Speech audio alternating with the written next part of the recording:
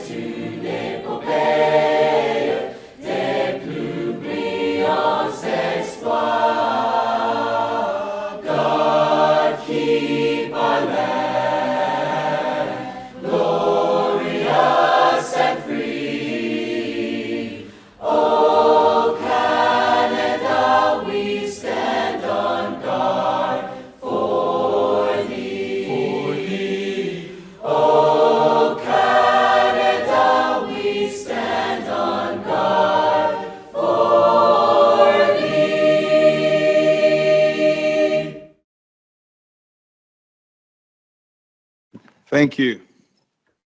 Okay. This afternoon, I don't have any addition to the agenda. So the agenda is as is before you this afternoon. So I'm just going to ask for approval. Trustee Davy, Trustee B. McDonald is approving that for me. All those in favor of the agenda? Carries. Thank you. Any declaration of conflict of interest? I'm looking around. I don't see none. All right. So we're going to keep moving. And we're going to go right down to staff recognition, wherein that the Vice Chair will talk about our retirees tonight. Over to you, Vice Chair Johal. Thank you, Chair Green, and through you, we are pleased to celebrate and honor our retiring staff members. Every month, we take a moment to recognize and celebrate employees who have recently retired or are approaching the finish line of their service with the Peel District School Board. Today, we are delighted to honor 12 employees who are concluding their service with the board. Each of them has left a meaningful legacy through their work, and their impact will continue to resonate in the classrooms, hallways, and lives of those who have served. The retiring staff members are 1 elementary principal, 4 custodial staff, 5 educational assistants, and 2 administrative support. Retirees, your dedication to helping students achieve their full potential is appreciated. As you step into the next chapter of their life, we extend our heartfelt gratitude and best wishes. Your contributions have made a lasting impact, and you will be truly missed. Your legacy will continue to inspire those who follow in your footsteps. We wish you all the very best for a very happy retirement. Congratulations and thank you. Thank you, Vice Chair Johal, for that. Trustee Cameron and Trustee Clark is putting on the floor for me. All those in favor? Carries. Thank you.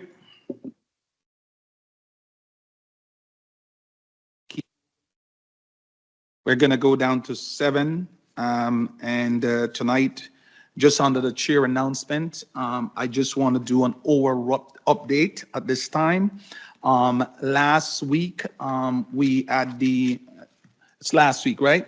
We had the privilege and the opportunity to met with our new integrity commissioner, who did a trustee PD for us. And it was very enlightening in terms of our reinforce our role and responsibility and ensuring that we are being fiscal responsible in how we use public funds, and that it is important that we, as trustees, that we are working cohesively together, building relationship. And we need to find ways and means. We can disagree to agree, or agree to disagree. We don't have to be on the same page, but we need to do it in a professional way that is respectful to one another. He also outlined in that how important it is that if we have any challenges, that we try to solve that here at the board level. And the reason for that is that it is very, very costly when the integrity commissioner come into play and have to carry out an investigation. He talks about it is better that we consult before making a decision, because consulting and mediation is less costly to the board. So if we can't solve a problem amongst us, it is better we seek mediation. He's willing to able to provide mediation for us compared to the cost of doing a full investigation. And it's so important that as trustee, I want to remind us that it's important that we are not here for ourselves. We are here for the student of Peel, and we got to put them first. We have to think about whatever decision we make at this table, that we are supporting all students and not just some student, one section of student. Every student in this board matter. So I want us to always think about that at the forefront of our head every time we make a decision. Who are we here for? Is it about self, or it's about our students? And with that, I just wanted to reinforce how important it is that we continue to work, to build relationship, collaborate together for the right reason. So with that said, that's my oral update on our training. So I'm going to ask Trustee Bailey and Trustee House to put that on the floor for me. Yes. Okay, Trustee Bailey. Yes, go ahead. So in light of the, I'd like to amend your report. Can I do that? Right. So in light of the current climate in which Ontario school boards find ourselves, in an effort to remain transparent and fiscally responsible, I'd like to propose a following amendment: that staff be directed to propose the following amendment: that staff be directed to provide a report every 6 months outlining all costs associated with the director, the integrity commissioner, and that this report also includes any related costs incurred by trustees in connection with the IC matters. This will ensure continued transparency and accountability in the use of public funds. Okay. All right. Everybody heard that? Okay. All right. So with that said, she's requesting that I do an amendment to my report. And in that amendment is asking staff to bring a report back every 6 months to say how much we are spending on the integrity commissioner and align whichever trustee is driving these costs up to that report that has come back to this trustee. It is my report, and therefore I'm supporting that. So trustees, any trustees have any comments? Yeah, Trustee Davies. Yeah, that sounds okay, but I'm just concerned that that might allow for people to do things that they shouldn't do. But are you saying that we should try and handle it more in-house rather than, because I'm just concerned that I don't want someone who's being bullied or pressured or something like that to hesitate to use the IC. That's what they're for. That's my concern here. No, that's not what okay, so let me clarify what I'm saying in my portion, and we can go to the amendment that Trustee Bailey's asking for. What I'm asking is that we find a way to come up with a resolution. If we can't, the IC clearly state he is willing to mediate. If two trustees are having a disagreement and and you come to the chair or the vice chair and we can't come to a resolution, then we seek mediation through his office. And instead of going for a full report, wherein that he has to carry out that investigation. So nobody cannot say, okay, the IC is mutual and he will mediate, he will make the final decision, tell us and tell the trustees exactly what is what, just like it is. Yeah, I'd be in favor of this as long as whoever is, both parties are listed as incurring these costs, not just the person who's filing the report, but also the person who is being accused as well. That's only fair. Okay, but what has happened, Trustee Davies, and just to let you know that the costs that occur is based on somebody filing a report and saying, and that person would now say, I do not want to mediate. So that cost is not kind of tied to somebody else. Right, but all I'm saying is also part of that is someone is being accused of something. And so if we see both sides, if it's the same person that's being filed against, then we also have somebody else to look at and say, hey. So here's what I'm going to do. Here's what I'm going to do. We have an amendment on the floor. Let's deal with the amendment. If you want to add another amendment or something to that, then we can deal with that after. No, I'd like to deal with it now, sir. Okay. No, friendly amendment? No, Trustee Davey. Rules and procedure follow. We have an amendment on the floor. Let's deal with that first. You can't deal with amendment and amendment at the same time. Has to deal with one. That's the rule. Thank you. So we have an amendment on the floor. You're speaking to the amendment, Trustee Promoli. Thank you, Chair. I did have a quick question just to clarify. If the amendment is meant to ask for this report every 6 months, should we be defining when that would come up? Is it every June and December? Is it every May and November? Like, when is that something we define at this point, or we just wait until the first one comes and then it's 6 months from then?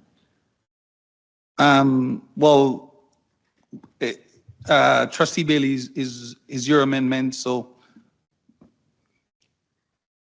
she's asking if we wait until the first one come and then the next one come after that, or do we set a time? I think it would be, we would wait for the first one to come in 6 months after that. Okay. And so thank you for the clarification on that. Through you, Chair, I do appreciate the reasoning from this. We have heard from the ministry that they are very concerned about the concerns about excessive use of funds for the Integrity Commissioner. So I understand why this would be something that we'd be discussing at this point, because we have been seeing this not directly aimed at our board, but we have seen it as a concern raised about other boards and potentially as a reason why they may want to step into those boards. So I think it's important that we are mindful of the way that we are using this resource, but also recognizing that there are ways that we can be appropriately using the resource without running up excessive bills. So there we are. Okay. Thank you, Chair. Okay. Trustee B. McDonald.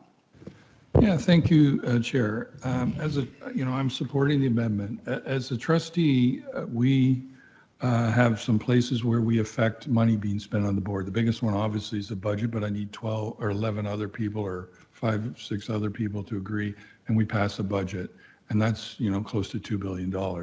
But the only other 2 places now that I can direct spend money of the board is through my allowance.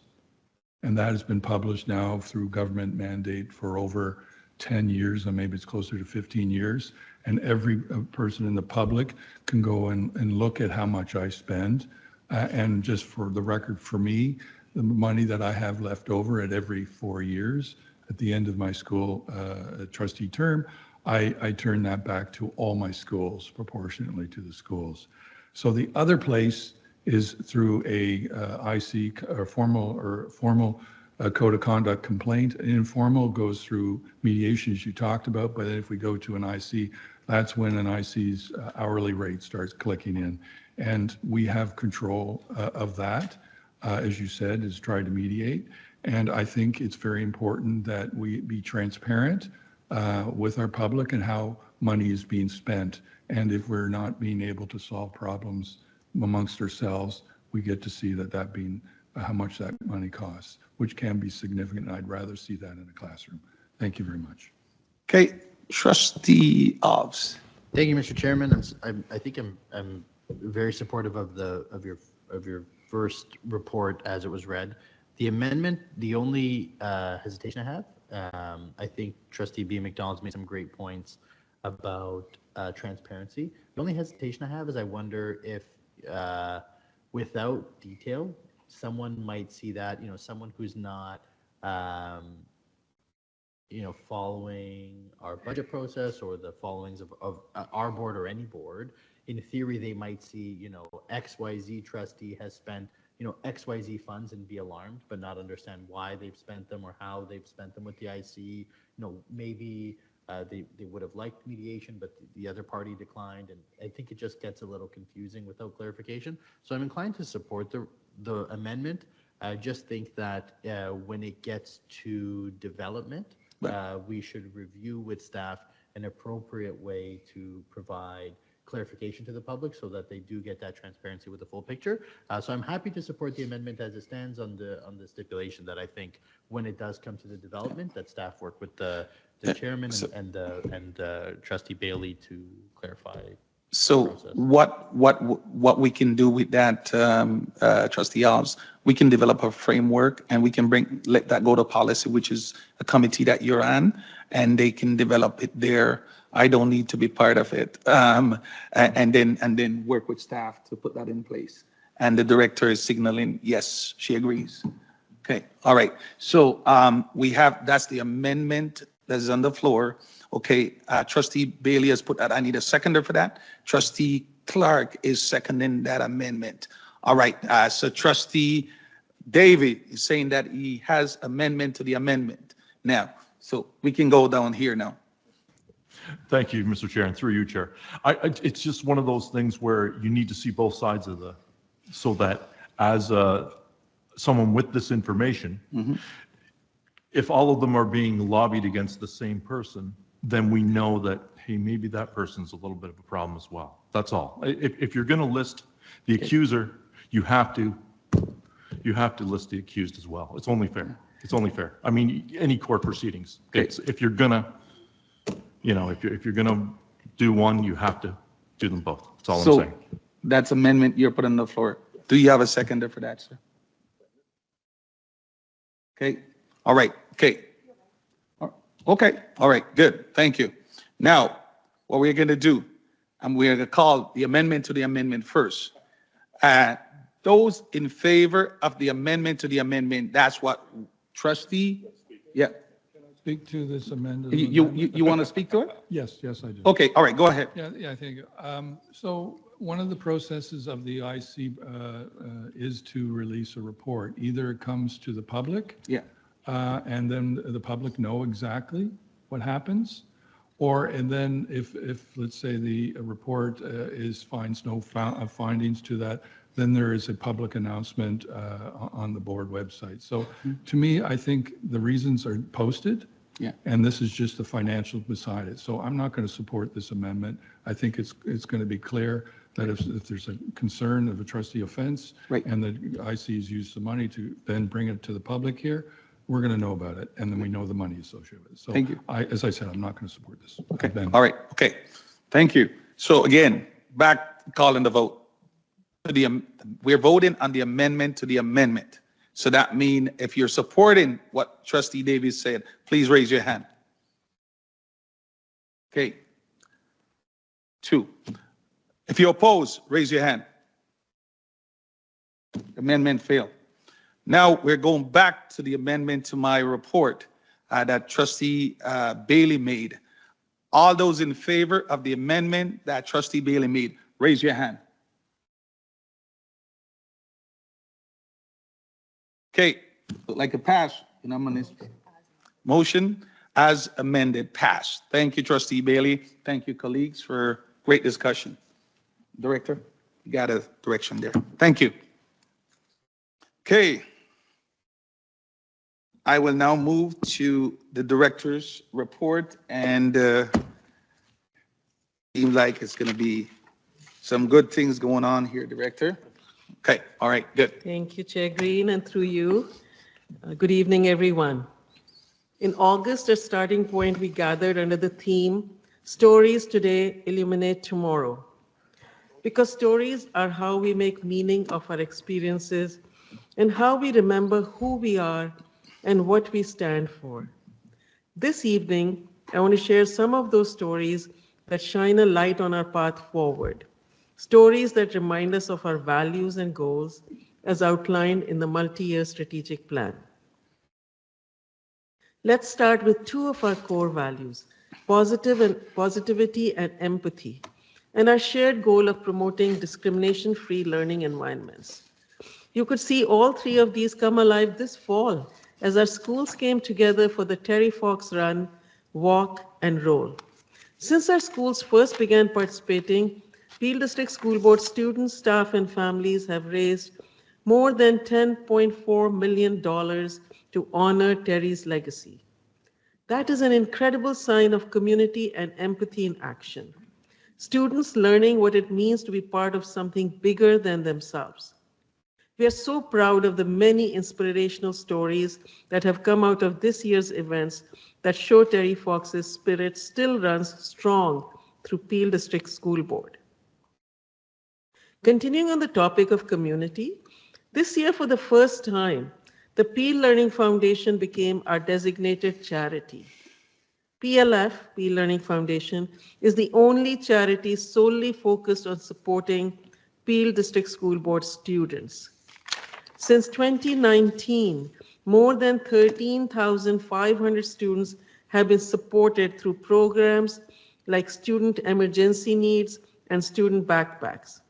And so far, we have raised more than $335,000 to go directly back to students. This is what it means when our values become our actions. Now let us turn our attention to learning that is lighting the way for the future. This year marks the first cohort of the TMU Equity in the Future of Healthcare course, a 2-credit co-op experience that explores how equity and healthcare intersect. 25 students from 5 of our secondary schools, Fletcher's Meadow, Jean Augustine, Mississauga, Chinguacousy, and Bramalea, are diving deep into issues like systemic inequality in medicine, nursing, midwifery, nutrition, and more. And what they're saying reminds us why this work matters. One student shared, in quotes, "Healthcare only recently piqued my interest, and honestly, I'm happy it did.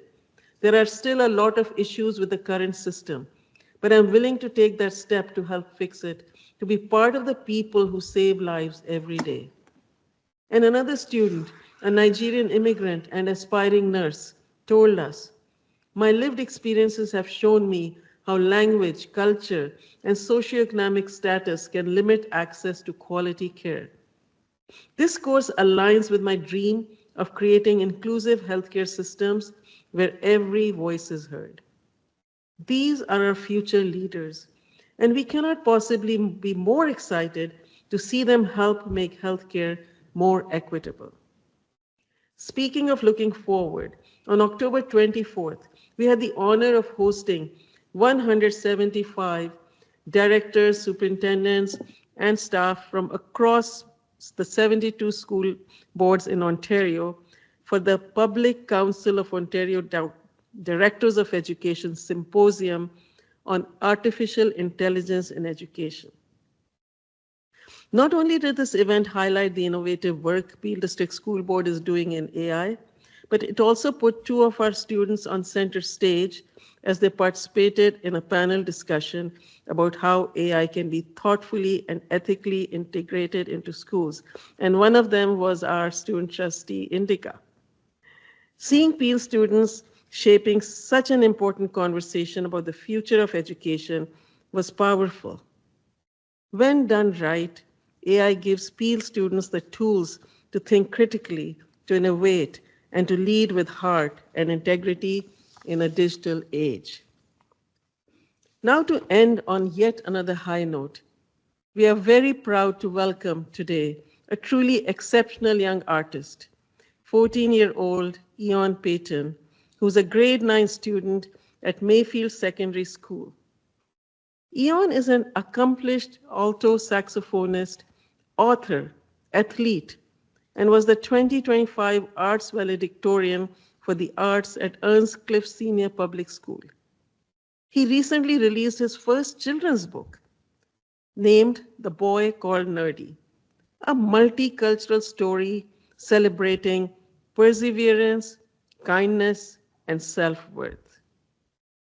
So I'm going to now ask Eon to play the saxophone and give us a live performance of Mark Ronson's Uptown Funk. Eon.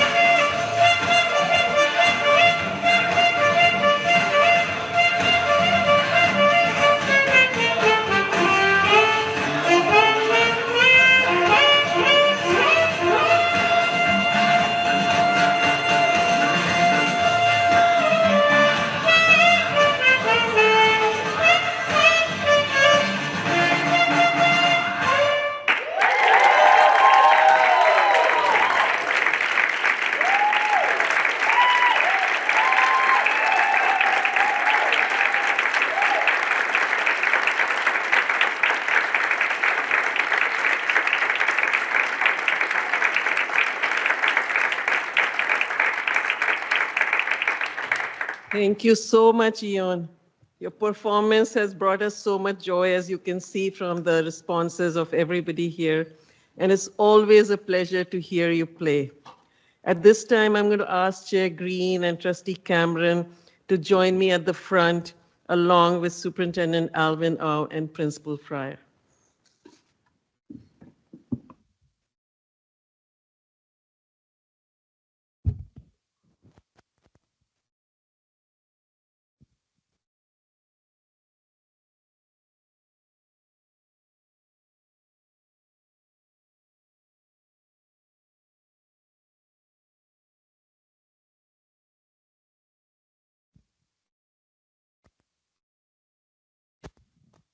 So I'm going to ask, okay, Trustee Cameron, could you present the certificate? Eon, please come up. Trustee Cameron to present the certificate to Eon.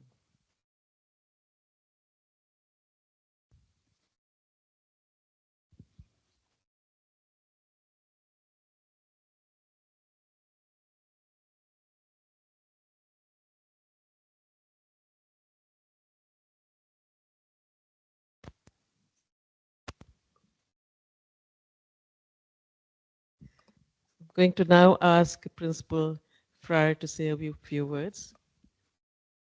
Thank you. Thank you. You know what? At Mayfield, we're super proud to celebrate the accomplishments of our students, whether it's academics, whether it's athletics, arts, extracurricular activities.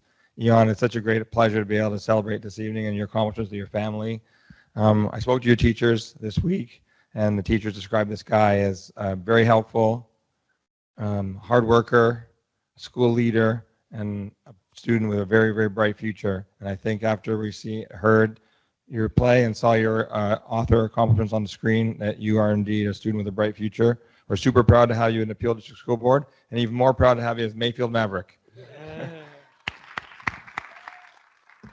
So Ian, I'd like Ian to say a few words.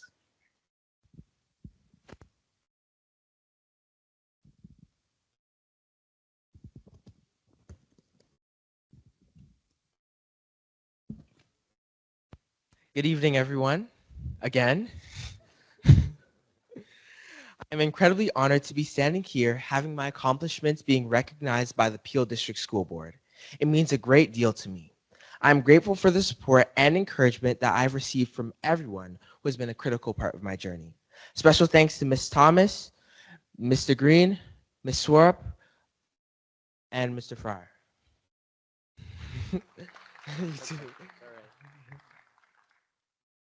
As an author, I spent long hours working on my book and refining it. As a saxophonist, there were times where I felt like giving up when I thought my best wasn't good enough. During those times, I remember this quote from Vince Lombardi that says, "Perfection is not attainable, but if we chase perfection, we can catch excellence." I've learned that excellence emerges through relentless pursuit, discipline, and resilience. As I continue to journey on this path to success, I am cognizant that there are still higher heights, deeper depths, and as Jimmy Cliff says, many rivers to cross. This recognition motivates me to continue to do all I do with all my might. I'm so glad I've made you all proud. Thank you very much.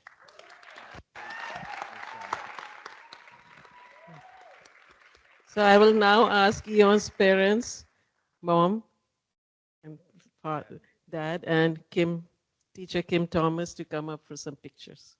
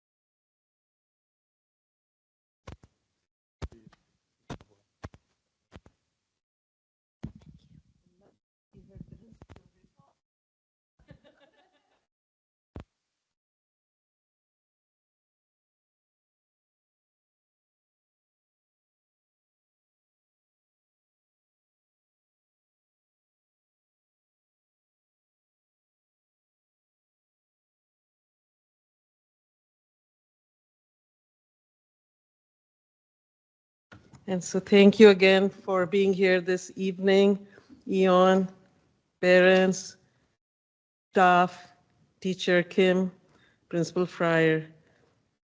Once again, Eon, you make Peel District School Board very proud with your demonstration of excellence and how articulate you were when you spoke. So wish you the very, very best. Thank you. Thank you, Director, for that. And just one thing you should know, that his parents are educators. And they're very supportive of him. So yes, good to have you this evening. I'm going to ask Trustee Cameron and Trustee Johal to put the director's report on the floor for me. All those in favor? Carries. Thank you. We're going to move down to, I don't have any trustee report from external organization. And I'm going to move down to previous meeting minutes of the board. So 10.1 is our meeting minutes from our September 24th meeting. They're here. Trustee Cole, Trustee Davies, they're putting them on the floor for me. Question, concerns? I see none. All those in favor? Carries. Thank you. And we're going to move to our committee meeting. Our special advisor meeting, Trustee Benjamin, Trustee Alves, they're here. Question and concern? See none. All those in favor? Carries. Okay, governance meeting, Trustee Hav, Trustee B. McDonald, question concerns? See none. All those in favor? Carries. And parent involvement committee meeting of September 18, Trustee Benjamin and Trustee Bailey. Question concerns? See none. All those in favor? Carries. And from the audit meeting of September 25th, Trustee Davies and Trustee Promoli. Question, concern? See none. All those in favor? Carries. Okay. And from fiscal and planning and financial, October the 1st, Trustee Cameron and Trustee, who else is on that? Trustee Hobbs. Okay. Question, concern? See none. All those in favor? Carry. Out of that meeting, there's a motion rising from that meeting, and I'm just going to read the motion, and it's here for approval. So it said, arising from the meeting of the Physical Planning Financial Building Committee held on October the 1st, the following recommendation is brought forward for board approval. A French emerged boundary change between Herb Campbell and Brisdale Public School. That effective September 26th, the French emerged boundary change for grades 1 to 5 between Herb Campbell Public School and the Brisdale Public School be approved as follows. And trustees, you have it lined out in front of you. I don't need to go in all the details here. Herb Campbell, Trustee Cameron, and Brisdale, Trustee Davis. Okay, those are your schools. Question and concerns with that? Trustee Cameron. No concern, Chair, just to say thank you to staff. This was a much needed change, an additional French immersion class that was opened up at Brisdale that relieved enormous pressure from Herb Campbell and also will now allow for greater equity of access to more students to both of those schools in the French immersion circle. So thank you to staff. That was wonderful work. And Trustee Davies is a Brisdale school, and I have Herb Campbell, and our communities are very, very pleased with this. Thank you to our planning staff. All right. Okay, thank you for that, sir. All those in favor? Carries. Thank you. Okay, so we're going to go to the minutes of curriculum equity and student well-being meeting of October the 8th. Trustee Bailey and Trustee Johal. Okay, question, concern? See none. All those in favor? Carries. Okay. And I'm going to go to item 12, which is appointment of external member to the audit committee. And I'm going to turn it over to the director at this time to introduce Associate Director Gibb. Through your Chair Green, I'll now ask Associate Director and Chief Operating Officer Jaspal Gill to present this report. So thank you, Director Spook, and through you, Chair Green. Tonight, we are recommending the appointment of 2 new external members to the Peel District School Board Audit Committee for a 3-year term starting November 1st, 2025. As required under Regulation 361/10, our board's audit committee must include 2 external members with strong background in accounting, finance, or business. The terms of our current external members have now ended.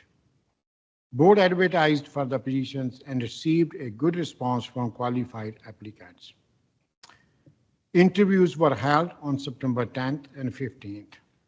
Following the process, we are recommending Jaspreet Singh, a CPA with over 13 years experience in accounting, audit, and risk management.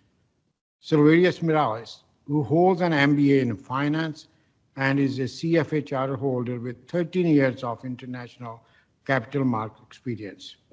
Both candidates bring impressive expertise and are residents of PL. So happy to respond to any questions. Okay. Now, Bono, question. Trustee Davey, go ahead. More of a comment than anything else. As chair of audit, I want to welcome these 2 excellent candidates to the committee. I want to thank staff for finding such quality candidates, and I am relieved and happy to have 2, as we require at least 1 to show up to the meeting to achieve quorum. So thank you very much, staff. Thank you, Mr. Chair. Any other comment? Okay. All those in favor of staff recommendation? All those in favor? Okay, carries. Thank you. All right, we're going to move down to 12.2, which is our multi-year strategic plan in progress. 2.1, curriculum and instruction. Turn it over to the director. Through you, Chair Green, I'll ask Associate Director Harjeet Aujla to introduce and present this report. Thank you very much, Director Swaroop, and through you, Chair Green. It is a great honor and privilege for me to introduce the Multi-Year Strategic Plan Progress Report 2.1 from Curriculum and School Improvement. So I'll take this opportunity now to introduce Superintendent of Curriculum and School Improvement, Laura Shabaro. Good evening, everyone. Thank you, Director Swaroop and Associate Director Aujla, through you, Chair Green. As the Superintendent of Curriculum, I have the great pleasure of presenting the work the team has done in support of the Trustees' Multi-Year Strategic Plan.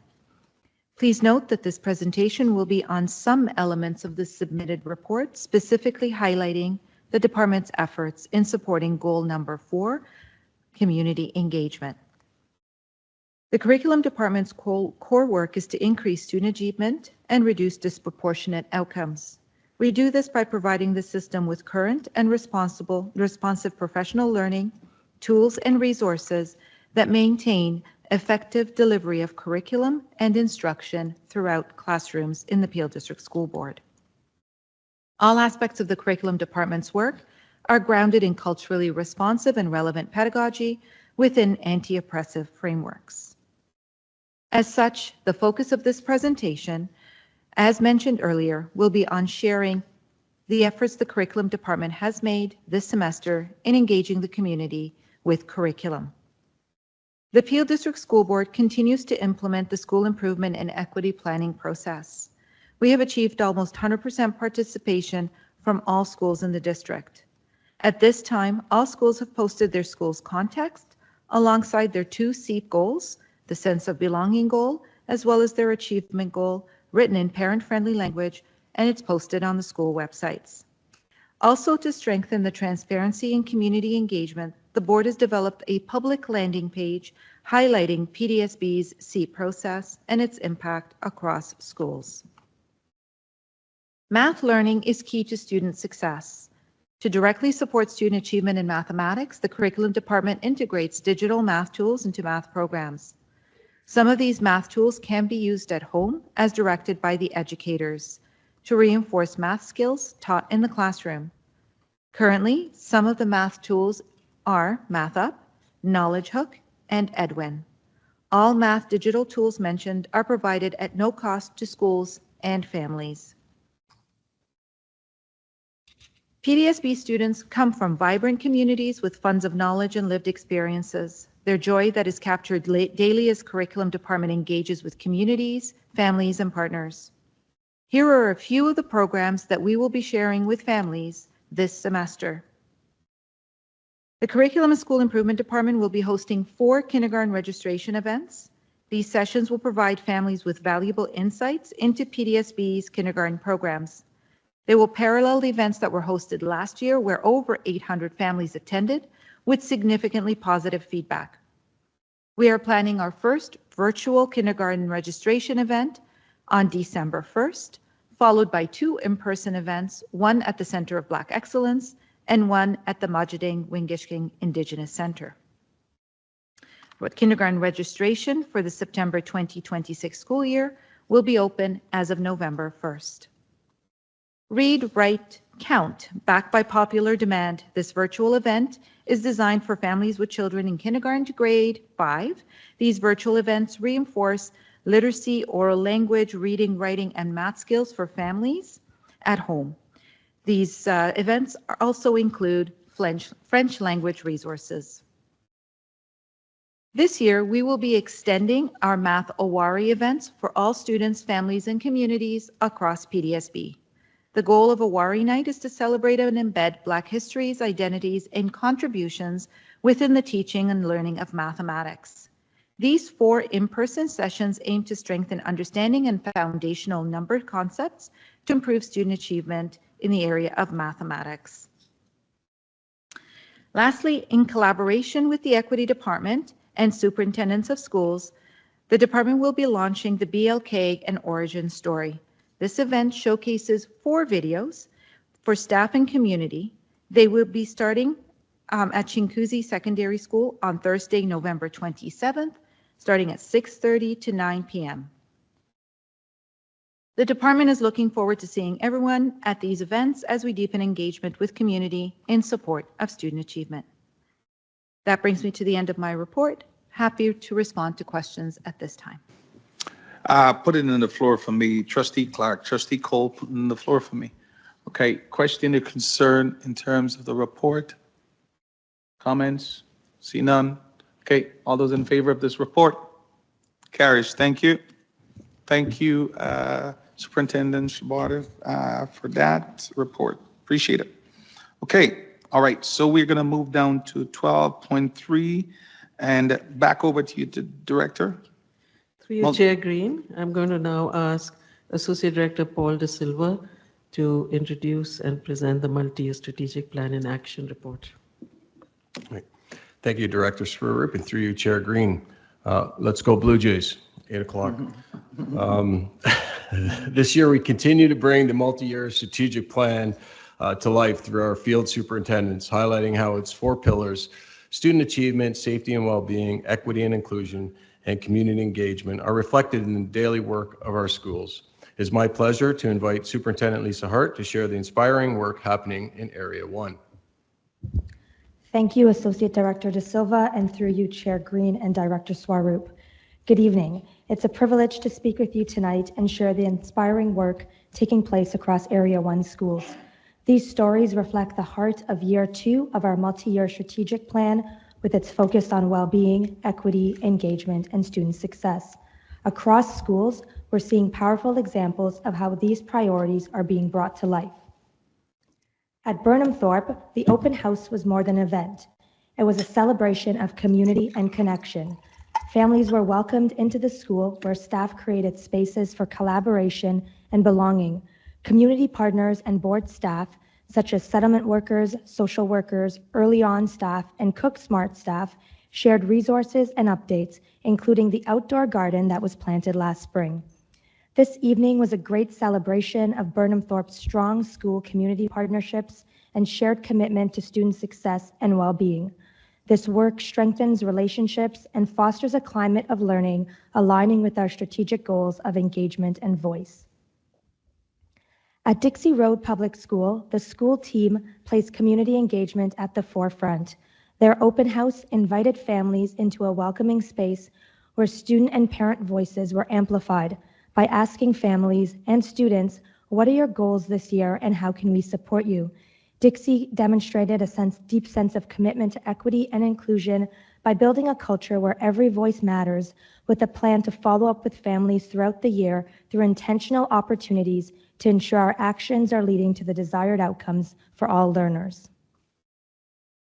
At Silverthorne Public School, a tree planting initiative became a powerful symbol of hope, responsibility, and long-term vision. Students, staff, and community partners came together to care for the land and each other. This initiative embedded Indigenous teachings and reinforced our commitment to reconciliation and environmental stewardship. The ECO team led the way with deeply committed educators, inspiring a whole school effort while creating a school-wide environmental pledge.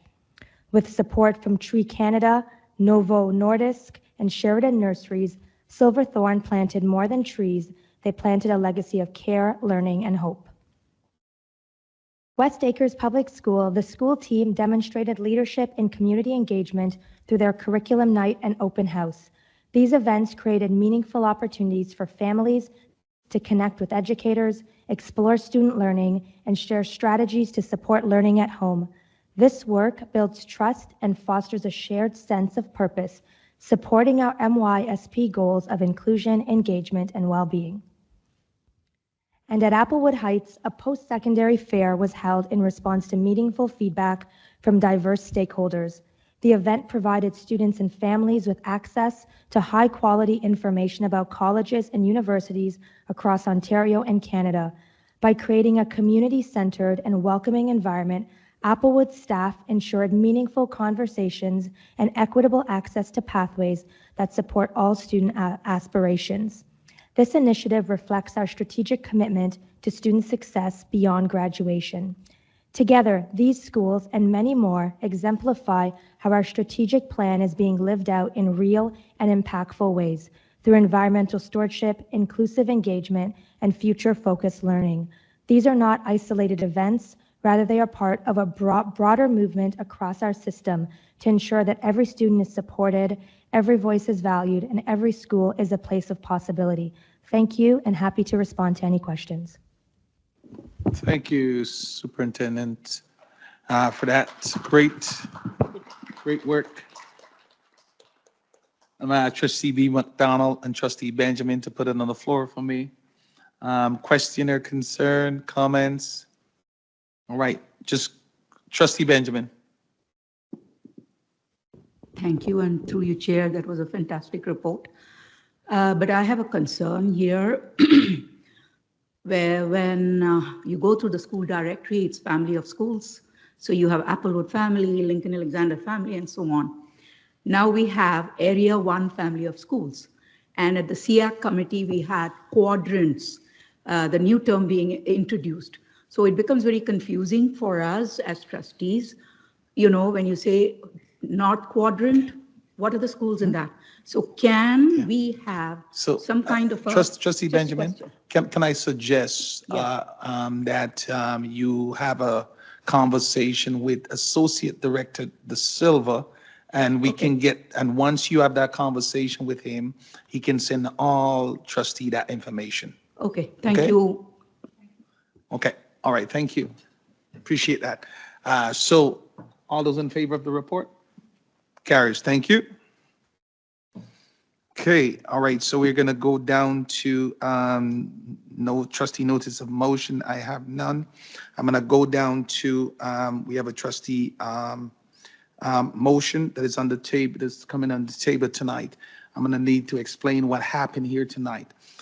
For a notice to be able to deal with at the table, it needs to come to the table. When it comes to the table, we're just receiving it. Once we receive it, we're gonna deal with it at the next board meeting. That next board meeting is the 26th of November. That's where we will take action on the motion that comes to the table. So just for my friends that are here tonight, to let you know how the process works. If it doesn't come to the table, we can't deal with it. Okay? So I'm gonna go to the motion that is on the table, which is 15.1. Trustee Cole, it's your motion. Would you introduce your motion, please? But before you do so, do you have a seconder for the 26th? Okay, all right, so Trustee Davey is the seconder. All right, good. Introduce your motion, please. Yes.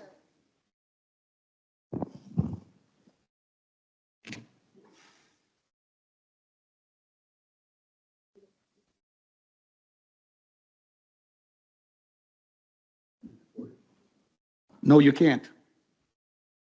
She would have to give notice and put it in writing to the chair.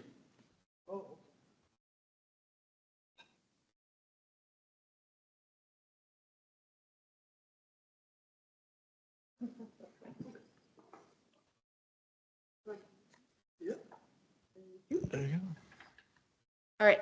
I'll get closer here. So whereas Peel District School Board, students, parents, and educators are concerned about safety in schools, and whereas the School Resource Officer Program was dissolved by Peel Police in 2020, and whereas the interaction of police and schools can be a quite positive influence, and whereas the Curriculum, Equity, and Student Wellbeing Committee at its meeting held on June 9th, 2025, received 3 petitions signed by community members from Brampton, Caledon, and Mississauga, requesting the board to initiate discussions with the Ministry of Education to create a plan to return to some form of police program in schools. And whereas the Minister of Education has tabled Bill 33, supporting Children and Students Act 2025, which specifically states that every board shall work with its local police services to, in the prescribed circumstances, provide the local police services with access to school premises, permit the local police services to participate in school programs, and implement school resource officer programs where such programs are available. Therefore, be it resolved, 1, that the Peel District School Board begin discussions with Peel Police and Ontario Provincial Police, including in Caledon, on re-establishing a community engagement program or school resource officer program, and that staff take all measurements to engage in this process, and that staff report back to the board within 60 days about their findings.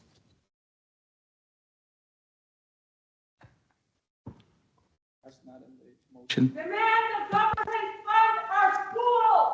Do not expedite policing in Chair, schools. restore order. It's fiscally irresponsible, not evidence-based, and harmful. It's okay. It's all right. We will deal with this on the 26th. There's enough. But trustee, that's not in the motion. You have to read the motion as is presented. You're asking us to make a decision here. Could you reread the last part of the motion, please? Which paragraph? The last paragraph? The last paragraph. Yep, not a problem. So whereas, or you want me to start it where it says, therefore be it resolved? No, the last paragraph, we talk about that staff report. Staff report back to the board Right. within 60 days. Yeah. Use the mic, please. That staff report back to the board within 60 days. Finish reading the motion, please.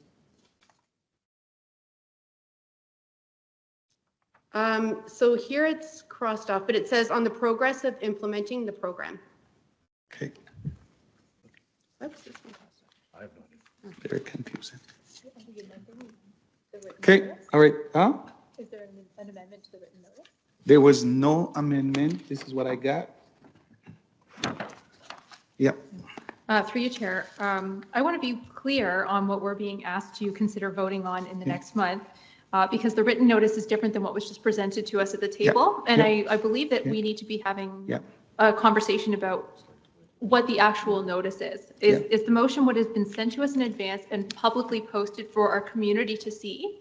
Or is the notice of motion something that is being presented to us that is different? Because the spirit of what was presented here at the table tonight is different than the spirit of what is in here. And I think it is very important that we are clear in what we are making decisions about at this table.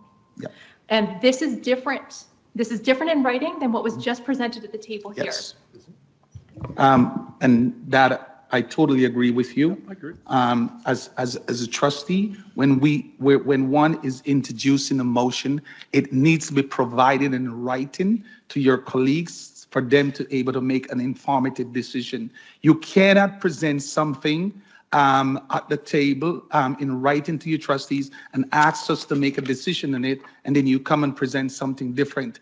I'm going to, tonight, based on that, I'm going to ask my trustees that we take a vote to reject this motion based on the fact that is not the motion that was sent to us as presented here tonight. So does trustee, I'm going to ask you for your consensus, do we reject this or we allow it to go? Proper procedure needs to be followed. Let me go to trustee B. McDonald. I just want to be clear because I'm on the website. Yes. And I thought I listened to what was said. And as you said, the last item 3 was not said correctly, but then I believe the trustee Cole then said it correctly, as you said, clarify that. So if that's, to me, that's been corrected and that's what we're represented online and now has been verbally committed here. So I don't know if there's a. So let me consult with my governance officer to make sure, because she's online and she's making sure that's what's there is presented to me. Okay.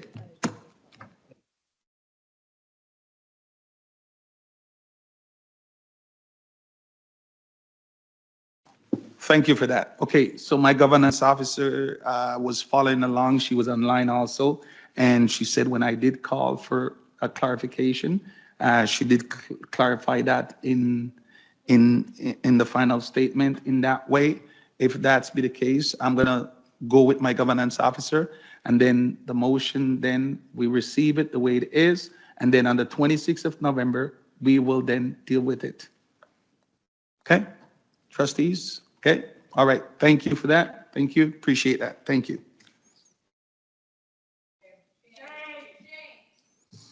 Okay, all right, so we're gonna move to adoption of the closed session report.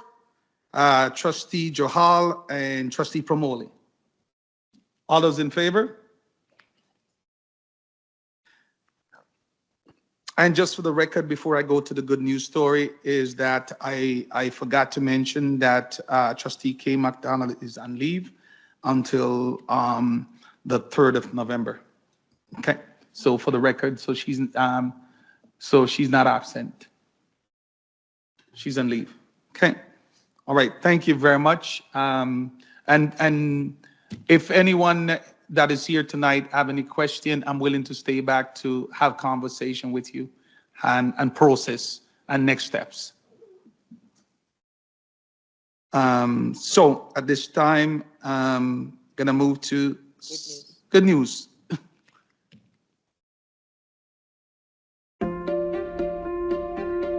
Peel District School Board's multi-year strategic plan for 2024 to 2028 identifies the most important priorities for the board, as well as the actions necessary to accomplish these goals. These goals are all interconnected, and when we collaborate on achieving them, we will be more successful in fulfilling our purpose, which is to promote student success through inclusion, innovation, and empowerment.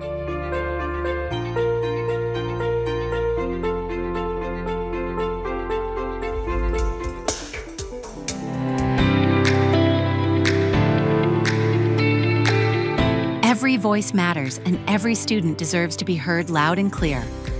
My FM helps me hear better. Thanks to the incredible work of Peel District School Board's Deaf and Hard of Hearing team, students are getting the tools they need and the support they deserve. I need the FM system. In my classroom, the teachers wears it and it allows me to hear their voice directly. It blocks out the background noise. What I can do to make it more accessible and what my teacher could do to help me achieve it is we continue reminding them that when it needs to be muted when they're talking to another student, or when it needs to be on so that I can hear my teacher correctly. To build awareness, the team created a video series to educate staff, students, and families about accessibility and inclusion, while celebrating the beautiful community they've been nurturing over the years.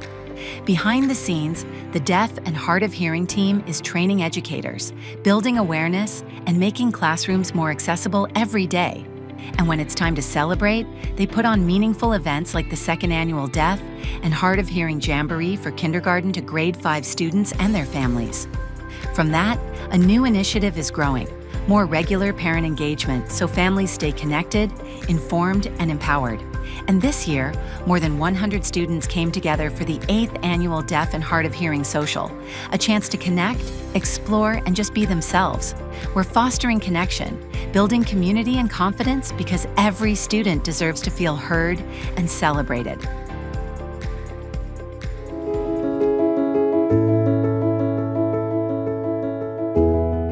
We have a program here at Manjadingwingush King called Indigenous Knowledges in Math. It's a program that's through both the math department and the Indigenous Education department. And we bring in an amazing beater named Naomi Smith to do this project with students. Through their math learning, they end up designing a medallion that is meaningful to them and that signifies their own identities. All of the students that have gone through this program leave with a real sense of understanding Indigenous ways of knowing, how Indigenous ways of knowing permeate through all the subjects that they're learning both in school and outside in their lives. And this has just been a really amazing program for both students and teachers to learn how to bring Indigenous math into their programs. We started with the community and partnering with the community to understand what they wanted. And then we engaged in kind of a cycle of learning. But at the very core of that was partnership and relationship with our community. And then thinking basically 2 key principles that set the foundation, which was relationship and reciprocity.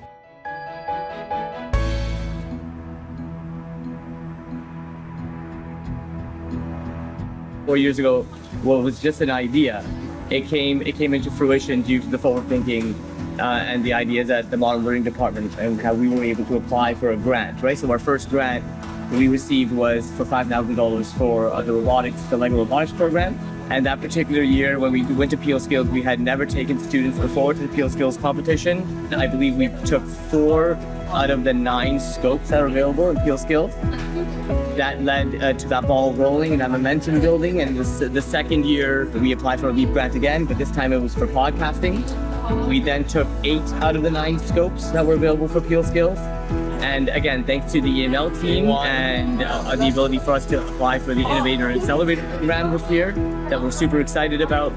We have every intention on taking all 9 of the scopes, the last one being the Bex Robotics program. I have students that in a traditional setting, if we're kind of back in the classroom, I don't see the amount of participation that I'd like to see from them sometimes. I bring them in this lab and all of a sudden, you know, their hand is up, they're collaborating, they're communicating with their team. And because the learning is so tactile, right? And it's so hands-on, and they're able to find their way into the learning. So really the onus is not really bestowed on the educator anymore. Because that learning is so organic, you have those students finding their own way in, and then you can support those students along the way. So it's a really nice thing to see, for sure. We've been building robots, and it links into our science and structures unit. And we've identified different types of simple machines in our build, like gears, pulleys, levers, wheels and axles, screws, and we're just using our engineering notebooks to write about the design process and to just journal down our thoughts and just go into more detail of what we're doing.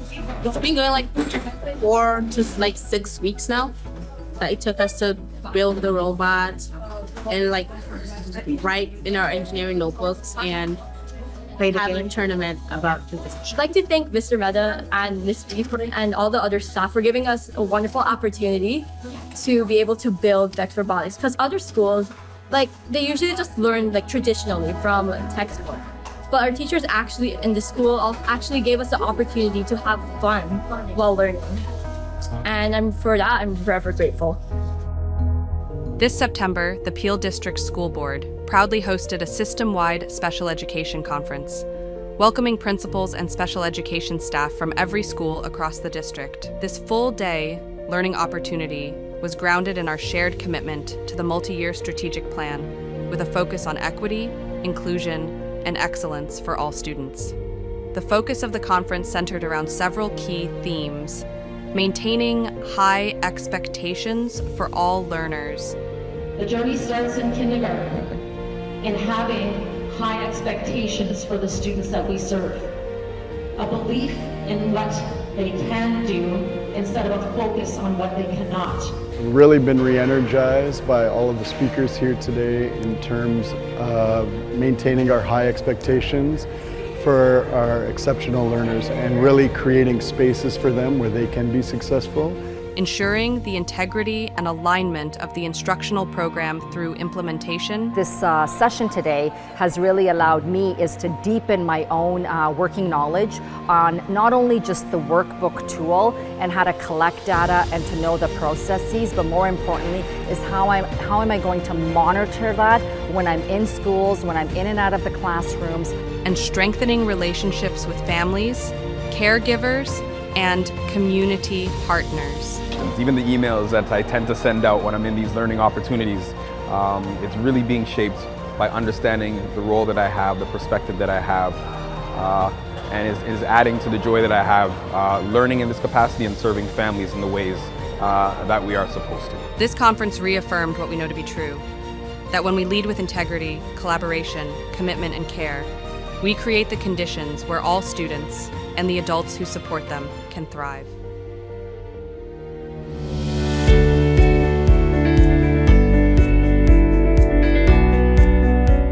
Are you ready to be inspired?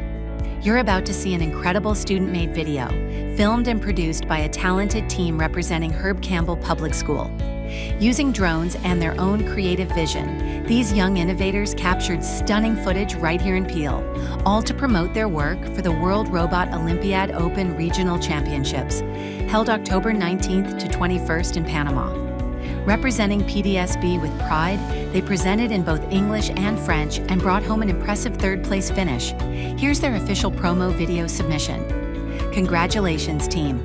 Do you think you could survive if the world lost 80,000 acres of farmland every single day? And do you think the 181 million children who already don't have enough to eat could also survive? What if I told you that this was already happening? A study from the Proceedings of the National Academy of Sciences warns that by 2030, we could lose up to 30 million hectares of cropland to urban expansion. That's over 2.5 trillion pounds of food gone.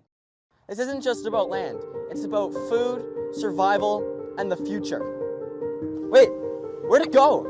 Someone close to home offered to give us more personal perspective on the challenges of urban expansion. Do you think that rooftop farming and vertical farming could help address land loss? Definitely, because it's, as you say, all that number of acres wasted. It's got to be green. It's got to be green forever. A lot of people, they don't know whether they're going to eat tomorrow or starve. What if I told you you could help millions of people live a better life by rethinking traditional farming and moving to a modular future? A new approach to food production is urgently needed. Meet Agribo. First, the customer places an order for fresh produce on the Agri Hub. When the order is placed, the customer receives a confirmation email about their order. Agribo waits until the crops are grown to begin harvesting. The conveyor belt then transports the fresh produce to the container on the scale. Finally, the Agribo drone picks up the shipment and transports it by air to the customer. Help us grow tomorrow's harvest today. You got a lot on your head, man. I'm impressed.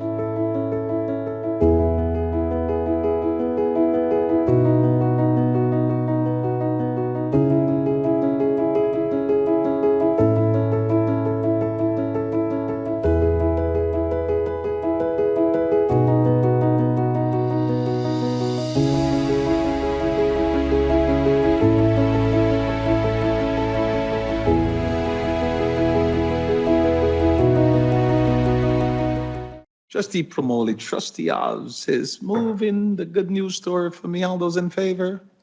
Carries. And moving adjournment, Trustee Cameron and Trustee Clark. All those in favor? Carry. Thank you. Have a good night.